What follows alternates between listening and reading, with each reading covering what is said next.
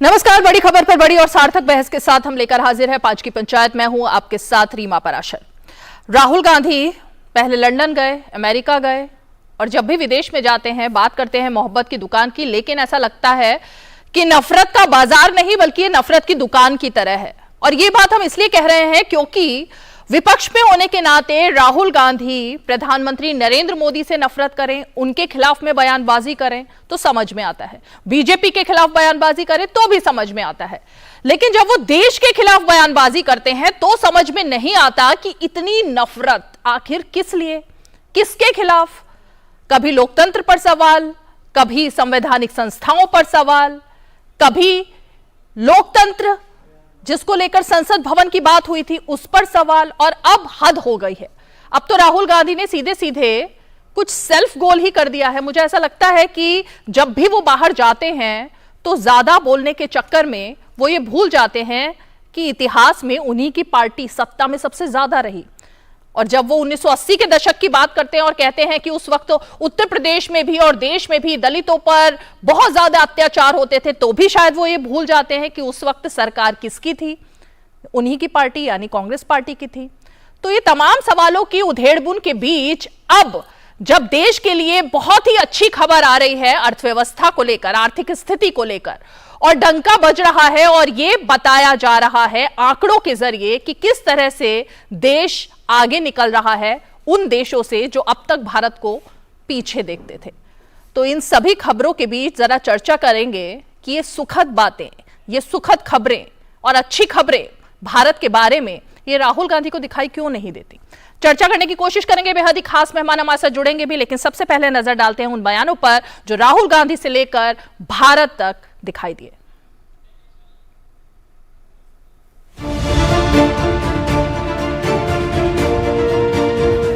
तो राहुल गांधी विदेश में घूम रहे हैं, वो कहते हैं कि मैं नफरत के बाजार में मोहब्बत का पैगाम लेके आया हूं। राहुल गांधी, भारत की विकास यात्रा के खिलाफ आप नफरत का बाजार क्यों फैलाते हैं, अविश्वास का बाजार क्यों फैलाते हैं? तो आपका मोहब्बत का पैगाम एक बहाना है नरेंद्र मोदी की अगुवाई में भारत के विकास के खिलाफ दुनिया में नफरत का बाजार फैलाना आपकी प्राथमिकता है। We have a group of people in India who are absolutely convinced that they know everything. In fact, I think they think maybe they know even more than God. Bharat विरोधी प्रोपेगेंडा के लिए ये जो प्रायोजित कार्यक्रम राहुल गांधी जी के होते हैं, धरती विदेशी होती है और अपमान भारत का करने का काम है। ये पहली बार नहीं है, बार बार इस तरह के काम है। भारत के झंडे का अपमान, राष्ट्रगान का अपमान, भारत, भारतीय और भारतीयता का अपमान। आखिरकार राहुल गांधी जी चाहते क्या है? कौन लोग ऐसे कार्यक्रमों के पीछे हैं? किसका ये मंच है जहां पर भारत विरोधी बातें की जाती हैं और समय समय पर भारत को नीचा दिखाने का काम किया? ये सवाल पिछली बार भी इनकी यात्रा के समय पूछे गए थे और इस बार भी यात्रा की शुरुआत भारत को बदनाम करने से ही हुई। This happens periodically in India. What is happening, for example, to the Muslim community in India today happened to the Dalit community in the 80s. If you went to UP in the 80s, the Dalit community, what is happening with the Muslims was happening with the Dalits there. So periodically this type of stuff happens and we have to challenge it. We have ये राहुल गांधी की अपरिपक्वता को दर्शाता है कि भारत के अंदर तो वो अपना बचकाना, अपरिपक्व बयान और कटु बयान के लिए जाने ही जाते हैं। वो तो लगता है कि मोदी जी को बर्दाश्त ही नहीं कर पा रहे हैं। राहुल जी एक बहुत बड़े प्लेटफॉर्म पर दुनिया की बड़ी बड़ी यूनिवर्सिटीज में लेक्चर दे रहे हैं और वहां जाकर के देश में, दुनिया में जो हो रहा है उस पर बात करते हैं। ये बहुत सामान्य सी बात है। अब ऐसे में अगर उन्होंने कहा कि दलितों पर, माइनॉरिटीज पे हमले हैं, तो ये सच्चाई है। एक तरफ इस घमंडी घराने के गोचू घरौंदे की सनक और दूसरी तरफ भारत की धाक और मोदी जी की धमक। इनको ये डाइजेस्ट नहीं होता कि कैसे दुनिया ये कह रही है कि मोदी जी ने साबित कर दिया कि डेमोक्रेसी जो है वो डिलीवर कर रही है या कर सकती है। कैसे दुनिया कह रही है कि मोदी इज बॉस।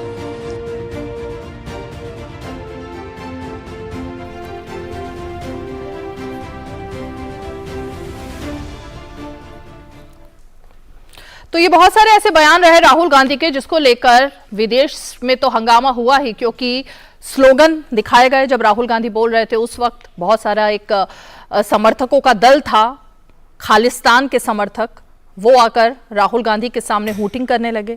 दूसरी तरफ एक ऐसा भी वर्ग दिखाई दिया जिसको लेकर आज जिक्र करने की कोशिश करनी पड़ेगी। राहुल गांधी ने कुछ समय पहले आरएसएस की तुलना मुस्लिम ब्रदरहुड से की थी, और अब जो तथ्य सामने आए हैं, जहां जहां पर राहुल गांधी जा रहे हैं, जो जो प्रोग्राम्स उनके ऑर्गेनाइज किए जा रहे हैं, उन सब के पीछे बैक स्टेज से जिनका समर्थन है वो कुछ ऐसे ही लोगों के नाम सामने आए हैं जिनके लिंक्स पाकिस्तान से जुड़े हुए हैं, जिनके ऊपर सवाल खड़े करते रहे हैं अब तक भारत में सभी लोग, लेकिन राहुल गांधी को उनके साथ में जाने में शायद कोई परहेज नहीं है। चलिए, बेहद ही खास मेहमान हमारे साथ जुड़ चुके हैं, मैं परिचय करा देती हूं अपने खास मेहमानों का। हमारे साथ इस वक्त सीधे स्टूडियो में जुड़ गए हैं बीजेपी के राष्ट्रीय प्रवक्ता आरपी सिंह जी, हमारे साथ तहसीन पूनावाला जी जुड़ गए हैं जो कि राजनीतिक विश्लेषक हैं और समर्थक हैं कांग्रेस पार्टी के। हमारे साथ किशोर तिवारी जी भी जुड़ गए हैं जो कि राष्ट्रीय प्रवक्ता हैं शिवसेना उद्धव गुट के, और हमारे साथ वरिष्ठ पत्रकार और राजनीतिक विश्लेषक अनंत विजय जी भी जुड़ गए हैं। लेकिन मैं जरा शुरुआत तहसीन पूनावाला जी आप ही से आज करना चाहूंगी। आवाज आ रही है आपको?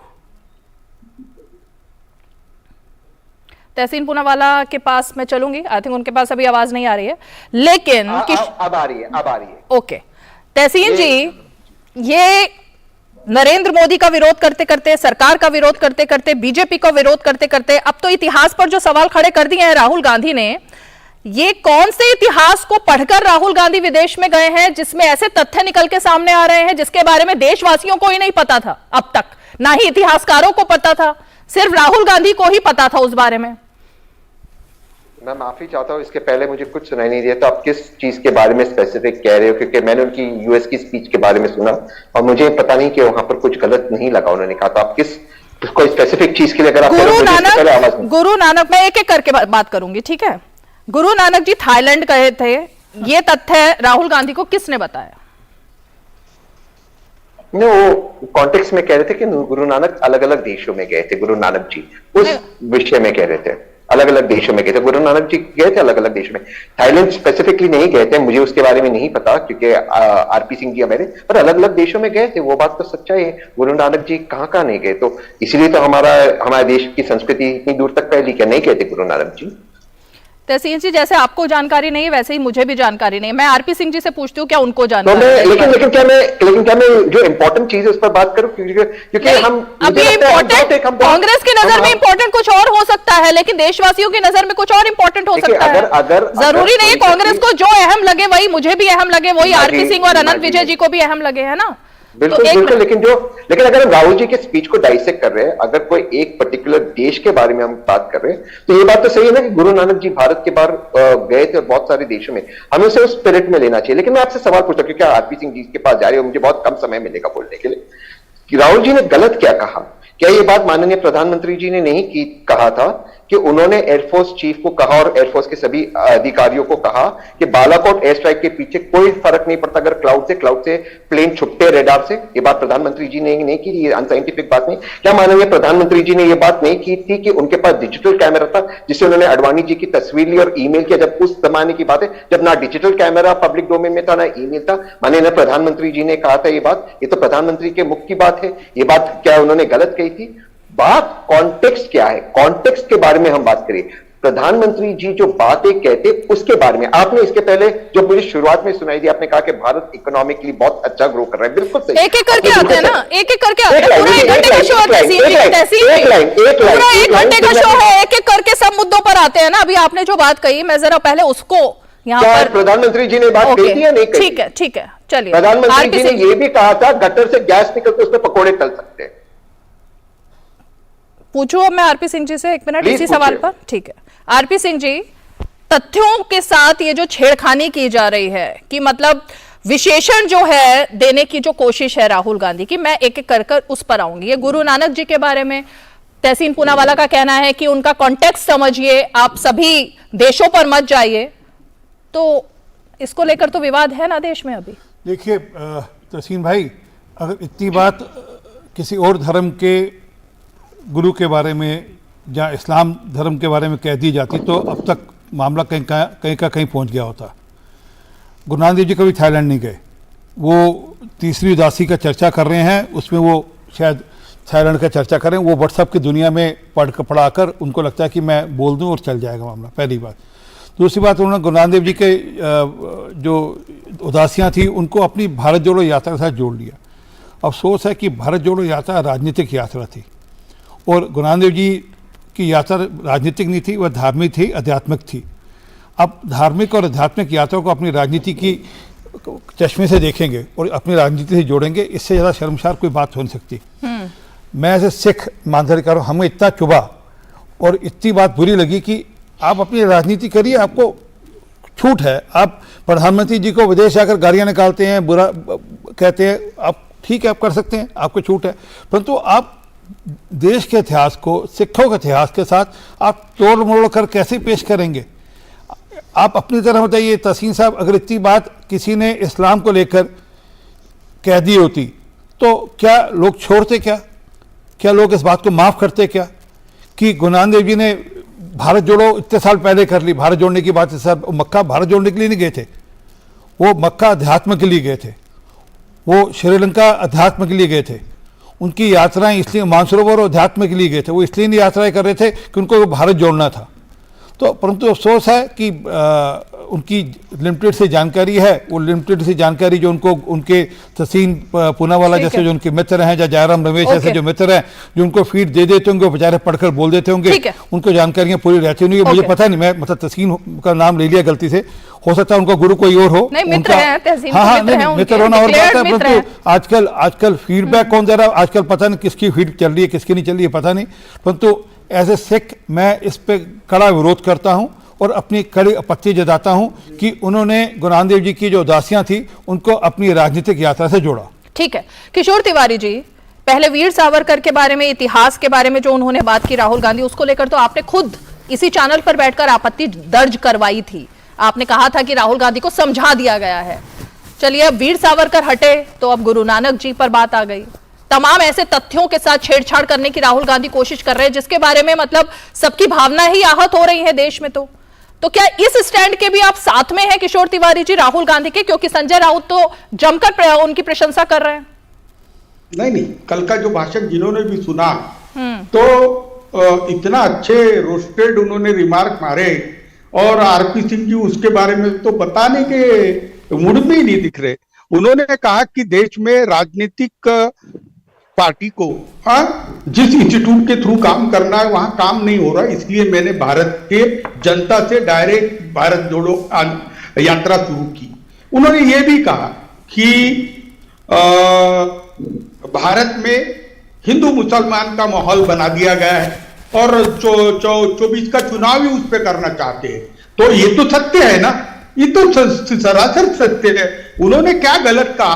अब ये तुम बोलते हो कि बीजेपी में इतने पारलौकिक ध्यान वाले हैं, या फिर हमारे पंतप्रधान जी को पारलौकिक ध्यान है कि वो ब्रह्मांड कैसा चलता ये भी भगवान को बता सकते हैं, फौज में लड़ाई कैसी होती ये भी बता सकते हैं, साइंटिस्ट को साइंस क्या है ये भी बता सकते हैं। तो मैं मानता हूं कि उन्होंने 9 साल में ये सिद्ध कर दिया है कि वो ये सब कर सकते हैं। तो लेकिन उन्होंने हर कॉन्टेस्ट के अंदर ये बात की कि 80 में दलितों पे अन्याय होता था। 80 में किसकी सरकार थी? अरे भाई कांग्रेस की थी। ये तो क्यों होता था अत्याचार? अरे मेरी बात तो सुनो, भारत के अंदर ये जो माहौल है इस माहौल को दूर करना है, ऐसी उन्होंने प्रगल्भ बात की। आप उसको छोटे संकोचित इसमें मत लो। उनके सामने खालिस्तान के नारे लगाए, उसी वक्त भारत जोड़ो के नारे भी लगाए, लेकिन वो विचलित नहीं हुए। उन्होंने बोला हम लोग सबकी बात सुन लेते। अब 4-5 लोग आके चिल्ला गए। अब आपने और एक बात बोली, आपको मालूम है वो 14 ऑर्गेनाइजेशन की मीटिंग थी, उसके अंदर जो एक ऑर्गेनाइजेशन थी उसके इनविटेशन कार्ड के नाम पढ़ते हो आप, तो मैं तो आपको चैलेंज देता हूं कि वो मुस्लिम ब्रदरहुड से जुड़े हैं, आतंकवादी है, हो जाए इंक्वायरी। अरे जो प्राइम ऑर्गेनाइजर थे उनका कोई लेना देना नहीं है। ठीक है। अब किसी ने लोगों को बुलाया था। देखिए, मैं आप जो एक इक्वेशन बना रही है कि भारत की सबसे बड़ी विपक्ष की पार्टी का नेता भारत के हालात पे बोले, भारत के जो सत्तारूढ़ पार्टी पे बोले, तो तुम बोलते भारत का अपमान। अरे ये बीजेपी की दकियानूसी बातें, कोई देश नहीं मान रहा। कर्नाटक में भी इन्होंने बहुत कुछ किया। अब मुझे नहीं बताना है। भारत की सबसे बड़ी विपक्षी पार्टी के नेता, एक सेकंड किशोर सनातन धर्म का अपमान। तो रीमा जी, आपके पास क्या स्क्रिप्ट नहीं थी क्या? तो इसमें सब में सनातन धर्म का अपमान भी जोड़ रहे हैं बीजेपी वाले। तो सनातन धर्म का अपमान कैसा हो रहा ये मुझे मालूम नहीं। एक तो नई संसद जो सोमालिया से जिसका डिजाइन लाया था, वो संसद में जो मोदी का ड्रामा हुआ और जैसी दंडवत किशोर तिवारी जी, संसद पर तो मैं आती हूँ, लेकिन एक मिनट आरपी जी, हालात बहुत बिगड़ चुके हैं देश में। देश के किसी भी समस्या पे बात नहीं होती ना। अच्छा समस्या पे बात नहीं होती। किशोर जी, आ रही हूँ मैं, इस मुद्दे पर भी आ रही हूँ सर। देश की सबसे बड़ी विपक्षी पार्टी के नेता, देश के चुने हुए प्रधानमंत्री, सबसे ज्यादा वोटों से जीते हुए, सबसे ज्यादा बहुमत से जीते हुए प्रधानमंत्री के बारे में जिस तरीके की बात कर रहे हैं, वो आपको सुखद लग रही है? तो मतलब सवाल और विशेषण की तो बात करनी पड़ेगी। लेकिन आरपी सिंह जी, जल्दी से आप इस पर रिएक्शन दीजिए, फिर मैं अनंत विजय जी के पास जा रही हूं। देखिए किशोर तिवारी जी, जितनी बात उन्होंने गुरु नानक देव जी को लेकर बोली ना, उतनी शिवाजी को लेकर बोल दी होती तो आज महाराष्ट्र के अंदर आग लग गई होती। ये सिख समुदाय है जो शांति से बैठा। अरे सुनिए, अरे एक मिनट, गुरु नानक जी केवल क्या बात उन्होंने बोला, गुरु नानक देव जी ने भारत जोड़ो यात्रा करी। उन्होंने बोला गुरु नानक जी ने भारत जोड़ो यात्रा करी। गुरु नानक जी ने भारत जोड़ो यात्रा करी जी क्या? 4 उदासियां गुरु नानक जी ने भारत जोड़ो के लिए निकाली जी क्या? आपका इतिहास की जानकारी तो कम मत बोला करिए ना आप। पहली बात। दूसरी बात सुनिए, दूसरी बात, जी को मैं जानता हूं उतना ही आप जानते हैं। अरे सर, आप क्या जानते हैं? गुरु नानक जी ने भारत जोड़ने के लिए यात्रा करी थी क्या? आप क्या कहना चाहते हो? वो मक्का के अंदर भारत जोड़ने के लिए गए थे क्या गुरु नानक देव जी? गुरु नानक देव जी अध्यात्म की बात करने गए थे। गुरु नानक देव जी यूनिवर्सल ब्रदरहुड की बात करने गए थे। आप उसको अपने राजनीति के चश्मे से देखेंगे? आप उसको राजनीति के चश्मे से देखेंगे? साहब कहता है आप उसको राजनीति के चश्मे से देखेंगे? आप तो दंगे कराने के लिए तुले हुए हो। आप तो दंगे तो वही मैं कहने रहा हूं। जिस पार्टी ने दिल्ली के अंदर, जिस पार्टी के नेता के पिता ने दिल्ली के अंदर 3000 सिखों का कत्ल किया, मेरा आरोप है, मैं कह रहा हूं, दिल्ली के अंदर जिस पार्टी के नेता के राहुल गांधी के पिता ने, राजीव गांधी ने दिल्ली के अंदर 3000 सिख मारे, आपको तो कोई अधिकार ही नहीं सिखों के बारे में बात करने का। एक एक करके किशोर जी, एक एक करके बात करेंगे तो समझ आएगा। अपने टर्न पर बात करेंगे सर, कर दे रहे हैं अपने टर्न पर। किशोर जी कॉपीराइट ले लिए। किशोर जी, बीजेपी के कॉपीराइट नहीं है। ओके राम का मंदिर जैसा कॉपीराइट है किशोर जी, तुम्हारे किसी की जानकारी पर, किशोर जी किसी की जानकारी पर आप कैसे सवाल खड़े कर सकते हैं कि आपको ज्यादा जानकारी है, आरपी सिंह को कम जानकारी है? एक सिख होने के नाते अगर उनकी भावनाएं कुछ कह रही हैं तो आप उसको चैलेंज नहीं कर सकते ना इस तरह से। नहीं, उनको नॉलेज कम है, आपको ज्यादा है, ये कैसा कंपैरिजन है? नहीं, वो तो बोले मैं कुछ समझता ही नहीं। एक तो है ना, बीजेपी में चले गए, जो गुरु नानक जी के ग्रंथ साहब को फॉलो करता वो बीजेपी के आइडियोलॉजी को फॉलो ही नहीं कर सकता। एक बात। दूसरी बात में ये कौन सा नया एंगल है? ये कौन सा नया एंगल है? ऐसे तो आप भी पहले संघ के साथ थे, अब आप शिवसेना में चले गए उद्धव गुट में, तो उस पर क्या सवाल है? ये क्या सवाल खड़ा हुआ किशोर जी? मुस्कुराहट आ गई आपके चेहरे पर इस बात को सुनते ही। संघ का नाम आते ही आरएसएस का आपके चेहरे पर मुस्कुराहट आ जाती है, तो कम से कम आरपी सिंह के उस पर सवाल मत करिए। चलिए एक मिनट आगे बढ़ते हैं। किशोर तिवारी जी, आप बोलिए, मैंने आपको टोका नहीं ना, बीच में सुन लीजिएगा, क्योंकि मैंने आज जब बोले थे शांति से सुना आपको। आपने ये क्यों कह दिया कि जो गुरु नानक देव जी को फॉलो करता है वो बीजेपी को फॉलो नहीं करता? आपको जानकारी है दुनिया के अंदर 190 देशों के अंदर गुरु नानक देव जी का गुरुपर्व मनाया गया, तो प्रधानमंत्री मोदी जी के चलते हुए 190 देशों के अंदर उनके हर जगह पे गुरुपर्व मनाया गया। आपकी जानकारी के लिए देश के हर प्रदेश के अंदर गवर्नर हाउस के अंदर गुरुपर्व मनाया गया गुरु नानक देव जी का। अरे सुनिए, एक मिनट, आप सुनिए ना, आपको सुना ना मैंने। करतारपुर कॉरिडोर खोला तो प्रधानमंत्री मोदी ने खोला। सज्जन कुमार आज 84 के चलते हुए जेल में है तो प्रधानमंत्री मोदी चलते हैं। टैक्स रखा सीबीआई और ने ग्रंथ साहब लिखने के लिए मदद की, ग्रंथ साहब लिखने के लिए गुरु नानक जी को उन्होंने ही बताया ना, पूरा उन्होंने ही बताया ना। अरे सर मजाक थोड़ा चल रही है किशोर जी, आप अव्वल दर्जे का घटिया मजाक चल रही है क्या? आप अव्वल दर्जे का घटिया सोच के आदमी है। प्लीज एक minute RP Singh ji, RP Singh ji, RP Singh ji, एक सेकंड आरपी सिंह जी, इस तरह के शब्द नहीं, इस तरह के शब्द नहीं आरपी सिंह जी, आरपी सिंह जी, इस तरह के शब्द नहीं। लेकिन मैं अनुरोध करूंगी, एक मिनट ये रहेगी नहीं debate. Okay RP Singh ji, मेरे यहाँ पे पास होना आरपी सिंह जी, एक सेकंड। आप गुलाम जी का पास होने के लिए बुलाते हैं यहाँ पर। किशोर जी किस तरह का, किशोर जी आप मजाक कर रहे हैं या आपने सीरियस कमेंट किया है? किशोर जी किस तरह की आप कमेंट कर रहे हैं? आज आप सुन रहे हैं, आप क्या बोल रहे हैं? दो टके का आदमी है। इस तरह का क्या कमेंट किया आपने? एक minute RP Singh ji, RP Singh ji, एक मिनट की धूल के बराबर भी नहीं है। ओके ओके आरपी सिंह, किशोर जी, किशोर जी मेरा एक मिनट, ठीक है आप घटिया आदमी है, आप घटिया पार्टी को एक minute RP Singh ji, RP Singh ji वो कुछ कह रहे हैं। ओके शांत कर लेता हूं किशोर जी। हाँ, ये आपने जो बोला पहले तो नहीं, इस पे मुझे भी ऑब्जेक्शन है। आप ये सवाल नहीं, आप ये किस तरह के सवाल खड़े कर रहे हैं आज किशोर जी? आप एक वरिष्ठ नेता हैं, एक वरिष्ठ प्रवक्ता हैं, ये आप किसी धर्म के नेता के ऊपर और किसी धर्म के ऊपर आप क्या कमेंट कर रहे हैं आज? किस तरह का कमेंट था ये? नहीं, मैंने जो उन्होंने चिमटा लिया था कल राहुल जी ने कि भगवान मिलेंगे तो ब्रह्मांड कैसा प्रकार की सोच रखने वाले लोगों में से एक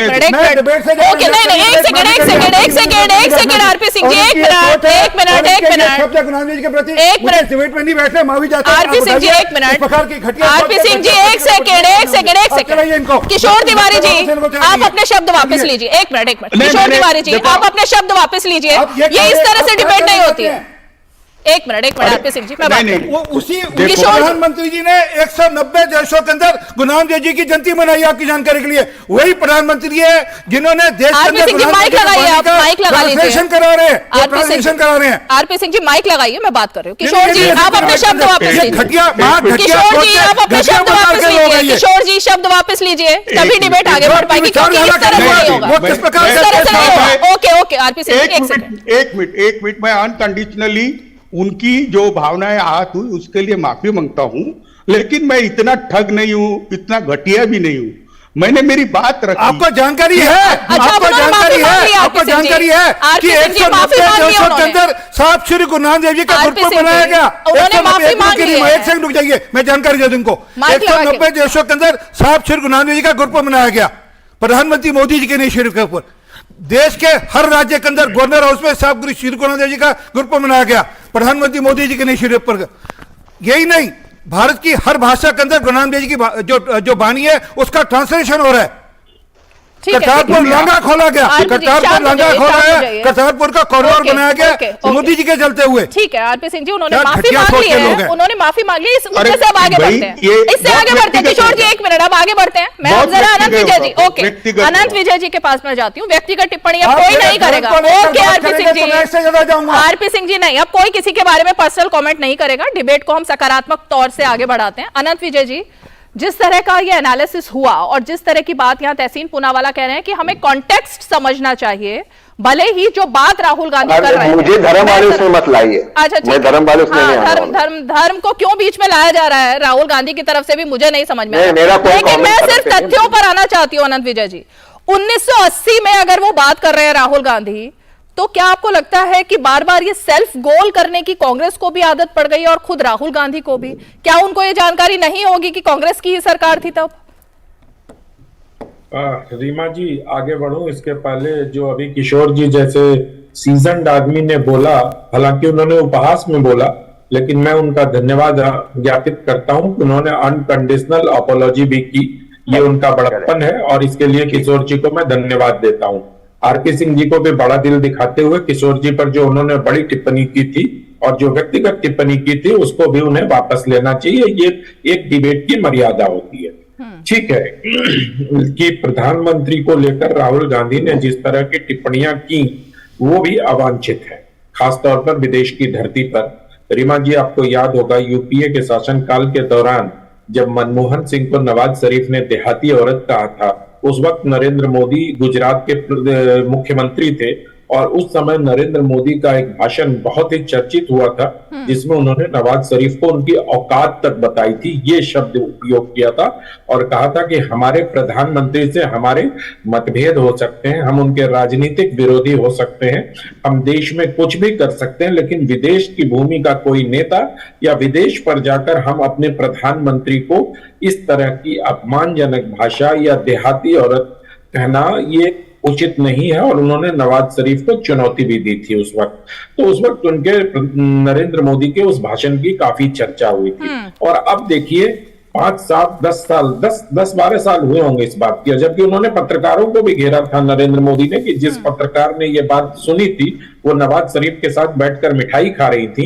उन्होंने कहा था कि उस पत्रकार को मिठाई छोड़कर उठ जाना चाहिए क्योंकि ये हमारे देश के प्रधानमंत्री का अपमान है और प्रधानमंत्री हमारा सर्वोच्च पद है जिसको हम 140 करोड़ जनता के बहुमत से चुना जाता है। पता नहीं क्यों राहुल गांधी इन चीजों को भूल गए हैं, या राहुल गांधी के जो आजकल सलाहकार हैं, मैं बार बार यही कहता हूं कि वो भूल गए हैं। वो प्रधानमंत्री को स्पेसिमेन कह रहे हैं, वो कह रहे हैं प्रधानमंत्री भगवान को समझा सकते हैं। इन सब तरह की बातों से अंतरराष्ट्रीय या वैश्विक मंच पर उनकी कोई छवि बनेगी, इसमें मुझे संदेह है। और जहां तक सेल्फ गोल की बात आप कर रही हैं, सही कह रही हैं। 80 में तो उनकी दादी माँ की सरकार थी, क्या उस समय दलितों पर अत्याचार हो रहा था? अब वो हिंदू मुसलमान की बात कर रहे हैं। इस देश में 75-80 साल में जितने दंगे कांग्रेस के शासनकाल में हुए वो देखा जा सकता है, वो तो इतिहास है और वो डॉक्यूमेंटेड है होम मिनिस्ट्री में। ठीक है। तो मुझे लगता है, और एक और राहुल गांधी ने कहा जो मुझे, जिस पर मैं आप पूरे देश का ध्यान आकर्षित करना चाहता हूं, उन्होंने कहा कि हेलो मोदी, हमारा फोन सुना जा रहा है। उन्होंने उपहास किया। ये सब बचकानी हरकतें हैं, क्योंकि आपको याद होगा जब पेगासस का मामला उठा था तो इस देश में बहुत बवाल हुआ था। अंतरराष्ट्रीय स्तर की इन्वेस्टिगेटिंग जर्नलिज्म और पता नहीं क्या क्या सबने खबर छापी। सुप्रीम कोर्ट में याचिका दायर हुई। सुप्रीम कोर्ट ने कहा कि जिनको शक है वो अपना मोबाइल जमा करा दो। रीमा जी, एक व्यक्ति ने मोबाइल जमा कराया था। तो राजनीति के स्कोर करने के लिए इस तरह की हरकतें, वो भी वैश्विक मंच पर सबसे बड़े दल के नेता को शोभा नहीं देती। मेरे इतना ही। तहसीन पूनावाला, ये जो फोन टैपिंग की बात जिसका जिक्र अनंत विजय जी कर रहे हैं, मैं यही जानना चाहती हूं कि एक तरफ संस्थाओं पर सवाल है, कोर्ट पर सवाल है, हर तरीके की संस्था पर सवाल खड़ा किया जा रहा है, दूसरी तरफ कॉपरेट किया नहीं जा रहा।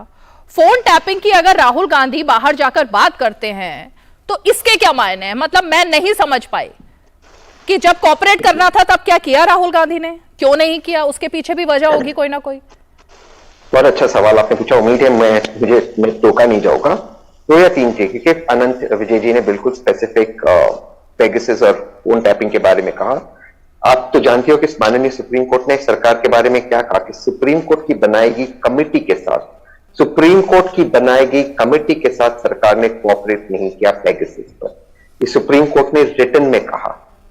इसके अलावा ये कहा कि जो पेगासस के इन्वेस्टिगेशन निकला, क्योंकि सरकार ने कोऑपरेट नहीं किया, कुछ फोन्स में रेसिड्यूल पाया गया। अब ये पेगासस का क्या है इसलिए पता नहीं चला क्योंकि सरकार ने कोऑपरेट नहीं किया। ये सरकार आज भी, रीमा जी मैं बहुत छोटा व्यक्ति हूं, लेकिन अनंत जी और आप तो बहुत बड़े पत्रकार हैं, सरकार आपको सच्चाई नहीं बता रही कि पेगासस सिर्फ एक सवाल, भारत ने खरीदा या नहीं खरीदा। हमें छोड़ दीजिए, सुप्रीम कोर्ट को भी नहीं बताया। ये किसका, सुप्रीम कोर्ट का अपमान कौन कर रहा है? राहुल गांधी या वर्तमान सरकार? सोनिया जी मेरी बात समाप्त होने दीजिए प्लीज। आपने हर संस्था के बारे में बोला। जेम्स लिंडो नाम के इलेक्शन कमिश्नर तो आपको याद होंगे, अनंत जी को बिल्कुल याद होंगे। क्या क्या गुजरात के मुख्यमंत्री, पास्ट मुख्यमंत्री ने उनके बारे में कहा? उनका नाम था नरेंद्र मोदी जी। मैं पास्ट में नहीं जाना चाहता हूं, हम वर्तमान की बात करते हैं क्योंकि बीजेपी इस मुद्दे को भटकाना चाहती है। आज का मुद्दा क्या है? भाजपा लोगों से गलत कह रही है, झूठ कह रही है। मैं अपनी बात समाप्त करना चाहता हूं आंकड़ों के साथ। हम दुनिया की फास्टेस्ट ग्रोइंग इकोनॉमी बिल्कुल है, नो डाउट अबाउट इट, लेकिन आपकी इकोनॉमी की रफ्तार क्या है? भारत सरकार कहती है कल के आंकड़े 7.2% पे हमने पिछले साल का जीडीपी खत्म किया है। बहुत अच्छी बात, बधाई हो, फास्टेस्ट ग्रोइंग इकोनॉमी। लेकिन उसी जीडीपी के पहले क्वार्टर में हमने 13% क्लॉक किया, दूसरे क्वार्टर में 8.4।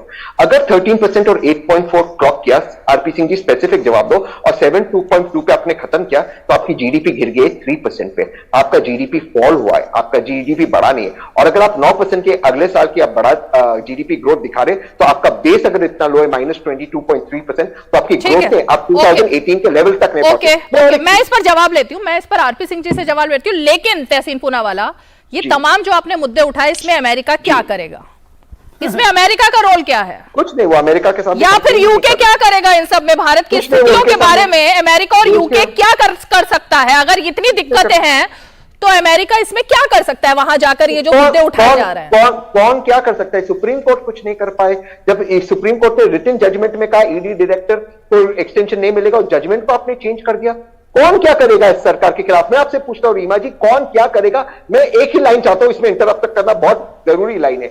आप मुझे रीमा जी या आनंद जी दूसरा पूरे विश्व भारत में केस बता दीजिए किसी पे पॉक्सो एक्ट लगा है, लड़कियों का स्टेटमेंट 164 में हो गया है, ओरिजिनल स्टेटमेंट से मैच होता है, और अक्यूज अरेस्टेड नहीं हुआ है। कौन क्या कर लेगा? सुप्रीम कोर्ट हम लड़ रहे थे, इंसाफ की तहसीन पूनावाला, आप बताइए, तथ्यों पर बात करते हैं ना, तथ्यों पर बात करते हैं। नाबालिग बालिग के चक्कर में तो पूरा पोल ही खुल गई है कि किसके जरिए हो रही थी बात, तो उस मुद्दे पर नहीं जाते, विवाद है उसका। नहीं, मैं इसमें जाऊंगा, उस लड़की को बचाऊंगा, प्लीज आप आनंद विजय, 10 सेकंड आनंद जी, हाथ जोड़ते विनती करता, इस बात नहीं बोलूंगा। आपने कहा नाबालिग बालिग, तो क्या ये लड़की जो आज इसके एज पे डाउट्स हो रहा है, इसने भारत को रिप्रेजेंट किया, तो क्या भारत गलत सर्टिफिकेट विश्व में प्रेजेंट कर रहा था? क्या बातें कर रहे हैं? और अगर उसका 10 सेकंड होगा, मैं जवाब लेती हूँ आनंद विजय जी और फिर आरपी सिंह जी। मैं बहुत उत्तेजित, कम अवसर पर होते हैं तहसीन, आज बहुत उत्तेजित लग रहे हैं, पता नहीं क्यों। आपने तहसीन जी बहुत गंभीर मसला आपने उठाया, लेकिन मैं सिर्फ इतना कहना चाहता हूं कि सुप्रीम कोर्ट की जांच उनके अंदर हो रही है, उस पर भरोसा रखिए न्यायिक व्यवस्था पर। हमारे यहाँ न्यायिक व्यवस्था त्वरित नहीं है, ये आप भी जानते हैं और हम भी जानते हैं। और ये अभी नहीं, हमने 2012 में भी देखा था, निर्भया के समय में भी, जिस कुछ आंखों के सामने हुआ, और उसको दंड देने में इस व्यवस्था में कितना समय लगता है। Have faith in supreme court sir. और दूसरी बात, आप बहुत स्मार्ट हैं sir, I must compliment you. आपने जब पेगासस की बात की ना, तो आपने कहा सुप्रीम कोर्ट ने लिखा है या सुप्रीम कोर्ट ने कहा है। आप इस बात को जानते हैं कि ऑब्जर्वेशन जो होता है वो जजमेंट का पार्ट नहीं होता है।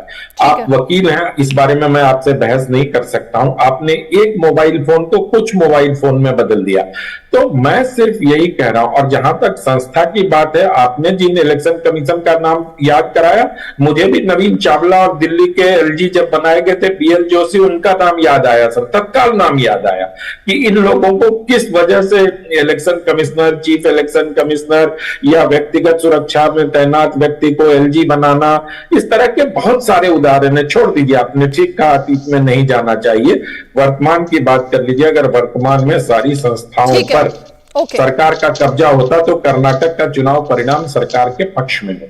ठीक है आरपी सिंह जी, देश में जो अल्पसंख्यकों को लेकर मुद्दा उठा है, 1980 की बात तो चलिए हम कर ही रहे हैं कि उस वक्त किसकी सरकार थी, उस डिबेट में नहीं जाना, लेकिन अल्पसंख्यकों के मुद्दे पर, मुस्लिम्स के मुद्दे पर जो राहुल गांधी ने बोला विदेश की धरती पर जाकर, मैं जरा उसकी हकीकत जानना चाहती हूँ, उसके पीछे की स्टोरी क्या है? ये देखिए, बाहर जाकर निरंतर झूठ बोलते हैं और एक हवा खड़ा करते हैं। मैंने कहा पिछली बार जब कैम्ब्रिज गए थे, एक बच्चे को बोला, इशारा कर बोला कि मोदी जी आपको देश के अंदर सेकंड क्लास सिटीजन ट्रीट करते हैं। कौन बोल रहे थे? जिनके पिता ने देश के अंदर, दिल्ली के अंदर 3000 सिखों का कत्लेआम कराया, जिनके चलते हुए जो 84 के दोषी थे उनको सजा नहीं मिल पाई, संजय कुमार टाइटलर को सजा नहीं मिल पाई। वो, अगर आप ज़्यादा जानना चाहते हो, जस्टिस झिंगरा कमेटी की रिपोर्ट पढ़ लें, जिसने बड़ी स्पष्टता से लिखा कि किस प्रकार से जुडिशरी को कंप्रोमाइज़ किया गया, किस प्रकार से एग्जीक्यूटिव को कंप्रोमाइज़ किया गया, और किस प्रकार से उसके पीछे एक अदृश्य हाथ था, इनविजिबल हैंड वर्ड यूज़ किया उस रिपोर्ट के अंदर। तो पता लगता है कि किस प्रकार की सरकारें चलती रही हैं। हाँ, जहाँ तक ये जानकर मुसलमानों का डुगडुगी बजाते हैं, शायद इनकी जानकारी भी नहीं है। सबसे पहला जो फैसला सरकार ने 2019 में आकर लिया वो था कि मिनॉरिटीज़ के बच्चे के लिए स्कॉलरशिप, 5 करोड़ बच्चों के लिए स्कॉलरशिप का जो सबसे पहला काम वो शुरू किया, मोदी जी ने शुरू किया। फिर देश के अंदर अगर मुद्रा योजना, जहाँ उज्ज्वला योजना, जहाँ सिर पे छत की जो हाउसिंग की स्कीम है, जहाँ जनधन योजना, जहाँ किसान सम्मान निधि, जितनी योजनाएं हैं सबके अंतर्गत सबसे ज़्यादा लाभ अगर परसेंटेज के वाइज देखा जाए, पॉपुलेशन टू रेशियो, लगभग 30% से ऊपर इन सबको लाभ मिल रहा है। पॉपुलेशन 15% है। तो ये क्या है कि इनका नैरेटिव ये है कि चश्मा पहनो और उस चश्मे के दृष्टि से दुनिया को दिखाओ कि ये मुसलमानों के साथ अत्याचार हो रहा है।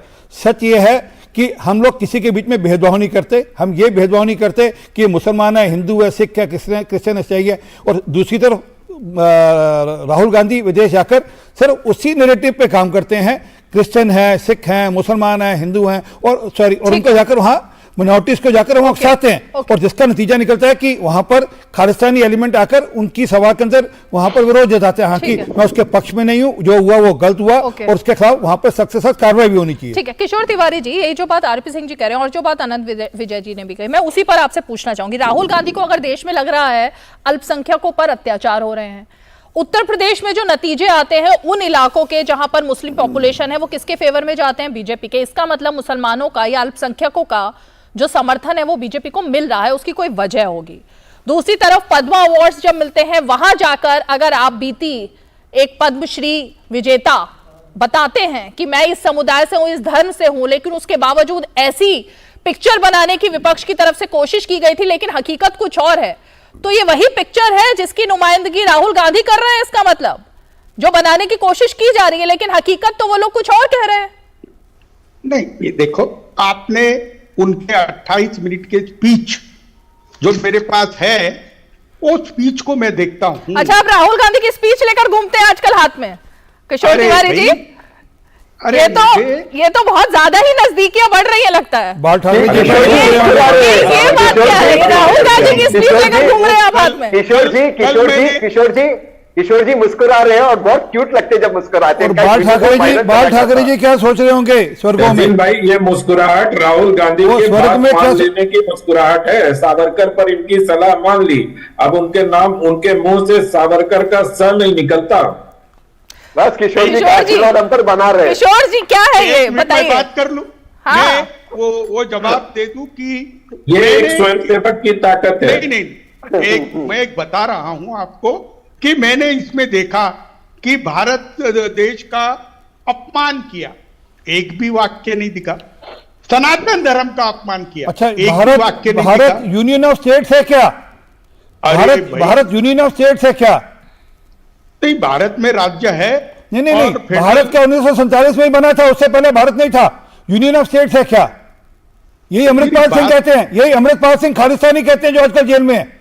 एग्जैक्ट वर्बटम मेरी बात, वर्बटम राहुल गांधी के शब्द दोहराते हैं। ओके, एक एक करके किशोर जी अपनी बात रखें। हाँ, देखो, आरपी सिंह जी का गुस्सा कम ही नहीं हो रहा। नहीं, मैं गुस्से की बात में उनकी टोन ही ऐसी है। अब वो उसी टोन में आ गए। उनकी टोन ऐसी है। अच्छा चलिए, मैं आराम दोहरा बात पूछता हूँ।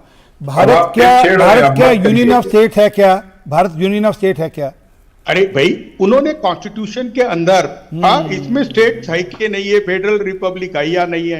अब फेडरल रिपब्लिक में सुप्रीम कोर्ट जब आदेश देता है, एक तरफ भारत यूनियन ऑफ स्टेट है और दूसरी तरफ गुरु नानक देव जी ने भारत जोड़ो यात्रा करी। अच्छा ठीक है, उससे आगे बढ़ते हैं। आरपी सिंह जी अब फिर एक मिनट, एक सवाल मैं कर लूंगा। आरपी सिंह जी, आपने जो अखंड भारत का मैप लगाया है, नई संसद जो जिसका डिजाइन सोमालिया से लाया, वो संसद का अंदर जो अखंड भारत है, क्या उसमें मुसलमान नहीं रहेंगे? बिल्कुल रहेंगे। क्यों नहीं रहेंगे? उसमें क्यों नहीं रहेंगे? क्यों नहीं रहेंगे?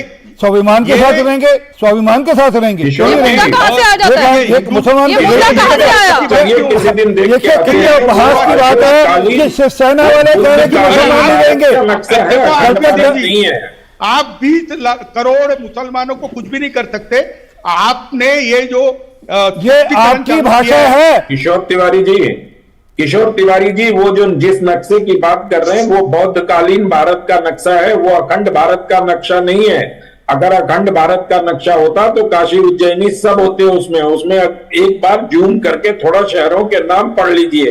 यही दिक्कत है। आप जिनकी वकालत करते हैं वो भी व्हाट्सएप यूनिवर्सिटी से ज्ञान लेके गुरु नानक देव को थाईलैंड पहुंचा देते हैं, और आप भी उसको अखंड भारत कह रहे हैं। बड़ी किशोर जी ये नजदीकियां जो बढ़ रही हैं आपके हाथ में, जो उनका पूरा एक लेखा जोखा है, उसमें तो इतने सारे विषय मैं समझ नहीं पा रही। आप कह रहे हो कि कोई कंट्रोवर्सी नहीं है। ये अखंड भारत जो दिख रहा है विपक्ष को, जिसका नक्शा, आप संसद गए नहीं, नई वाली ना, वहां जाकर आपने अपनी आंखों से देखा, तो ये जो मुफ्त तरीके से चीजें चल रही हैं, पिक्चर्स चल रही हैं, अब उस पर राजनीति होगी क्या 2024 की? उस पर यूनिटी होगी अब? नहीं अनंत विजय जी, मैंने वो लाइव देखा, लेकिन मोदी के अलावा किसी को बताया नहीं, और 90% कैमरा मोदी जी पे था, और वो पंडितों पे था, पुजारियों पे था, उससे भी दिक्कत है। लेकिन उससे भी दिक्कत है सर। हाँ, शिवसेना को तो सबसे दिक्कत है, मेरा नहीं था सर, पंडितों पर और पंडितों पर कैमरा है, उससे भी दिक्कत हो गई अब। देखो, पहले वेदों से दिक्कत थी, मंत्रों से दिक्कत थी। एक मिनट, वो राहुल जी ने जो बोला कि ये संसद भवन का उद्घाटन इतना ग्लोरीफाई करने के पीछे ये डिस्ट्रैक्शन है, क्योंकि इंडिया में किससे डिस्ट्रैक्शन है कि इकॉनमी 7वें साल ग्रो कर रही है, दुनिया की सबसे फास्टेस्ट ग्रोइंग इकॉनमी है, इससे डिस्ट्रैक्शन है।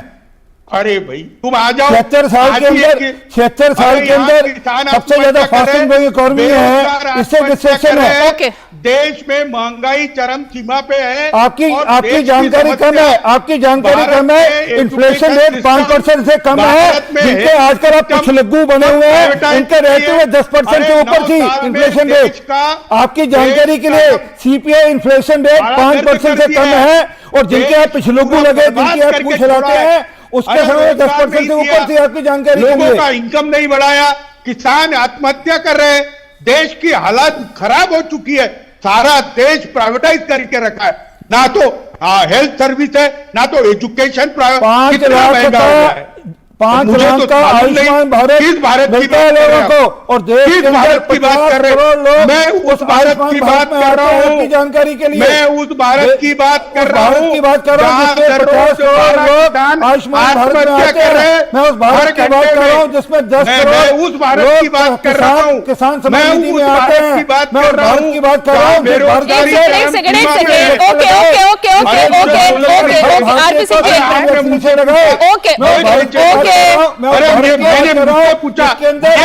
बहन को चूल्हा दिया गया, गैस का चूल्हा दिया गया, जिसमें बहनों के घर से झगड़ा करके आए, ये खाना खा के नहीं आए, घर से झगड़ा करके आए। ठीक है, वो झगड़ा नहीं हो रहा। एक मिनट आरपी सिंह जी, तहसीन पूनावाला शायद अभी उनके सिग्नल में इशू है। तहसीन, अरे मैं बात कर लेता ना, मेरी पूरी तो करने दो। नहीं एक मिनट, किशोर जी, आप जिस भारत की बात कर रहे हैं ना, आंकड़ों के हिसाब से वो उस भारत से नया भारत काफी आगे निकल चुका है।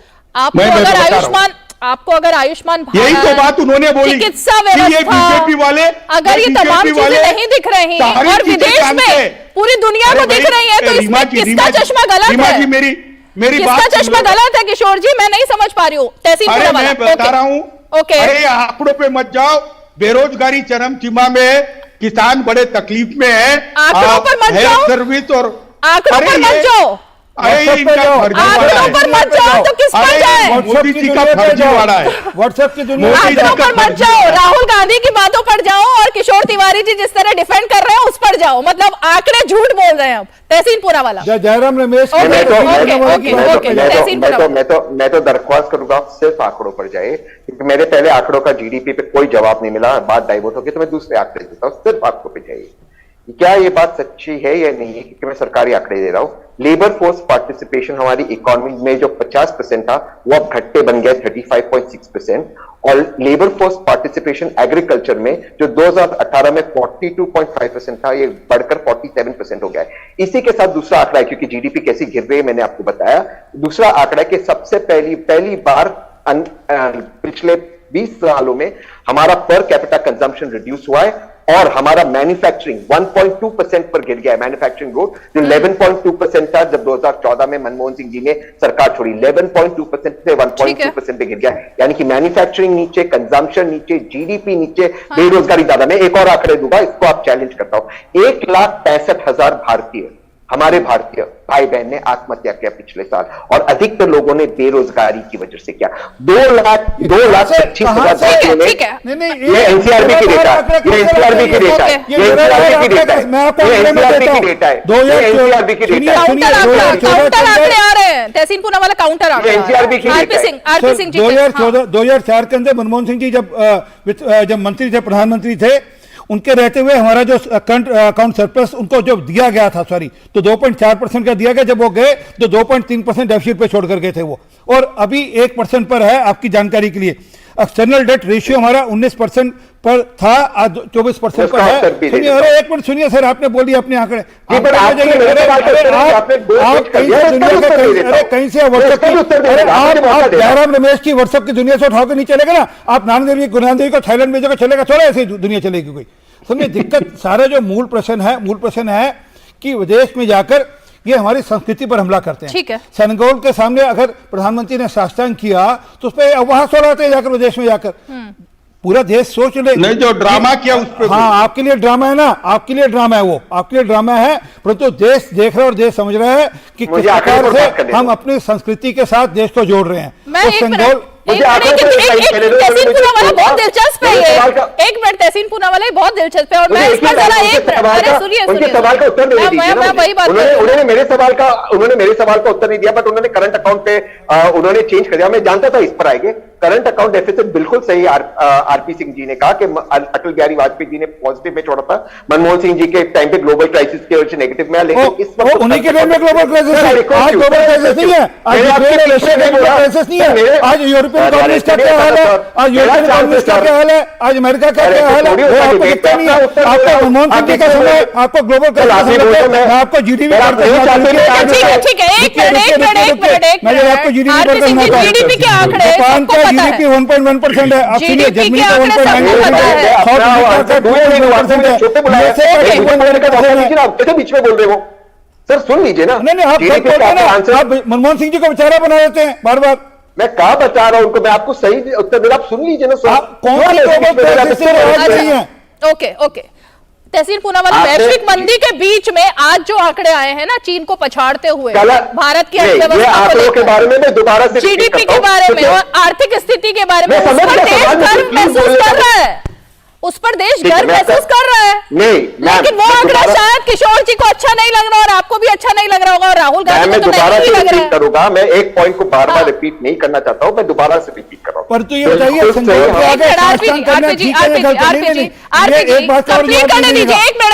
एक मिनट उनको भी बोलने दीजिए, फिर दो मूल चीज है। मैं एक चीज को दोबारा से रिपीट करूंगा और सीएडी पर आऊंगा।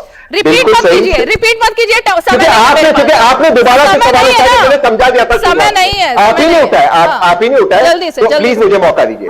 7.2% हमारी जीडीपी ग्रोथ पिछले साल की, बिल्कुल सही, फास्टेस्ट ग्रोइंग इकोनॉमी में से हम माने जाते हैं। लेकिन 7.2% अगर 13% और 8% फर्स्ट 2 क्वार्टर है, आप 3% पे आगे। दूसरी बात, सीएडी डेफिसिट पे, ये खुद सीएजी कहता है, सीएडी डेफिसिट पे आप फिस्कल डेफिसिट पीएचई और राज्यों का नहीं गिनते। अगर आप इसे गिनेंगे, हमारा सीएडी डेफिसिट इस वक्त 8% है, इसलिए इन्फ्लेशन इतनी हाई है। 4.8% है, कहां से कौन से अंक लेकर आते हैं? ओके आरपी सिंह जी और आनंद विजय जी, थोड़ा सा दिलचस्प हो गया है कि भारत में कोई भी सरकार के खिलाफ अगर मुंह खोलता है तो उसका अस्तित्व खतरे में पड़ जाता है, ये राहुल गांधी ने कहा है।